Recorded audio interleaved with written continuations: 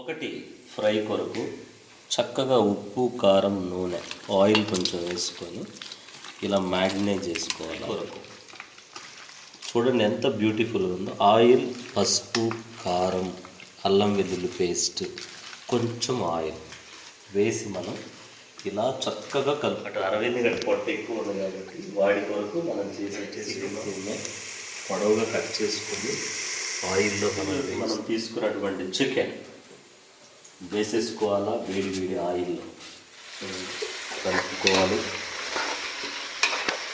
ఒక 5-10 నిమిషాలు ఇది మగ్గనివ్వాలి. లాగా చూడండి ఎంత కలర్లో ఆ రుచే ఇంకో లెవెల్లో.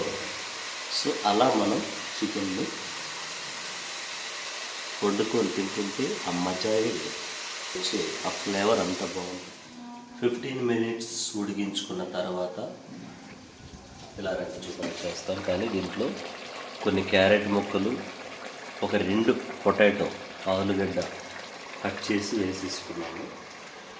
ఇలా వేసుకున్నప్పుడు చికెన్లో ఎంతో టేస్టీ ఆ వెజిటబుల్ చికెన్ ఫ్లేవర్ రెండు కలిపి తింటుంటే అద్భుతంగా. చివరాఖరిగా మనం కొత్తిమీర, చికెన్ మసాలా పౌడర్ వేసేసుకొని సర్వ్ చేసి. వీడియోస్ కోసం మా ఛానల్ని లైక్ చేయండి, షేర్ చేయండి, సబ్స్క్రైబ్ చేయండి ప్లీజ్.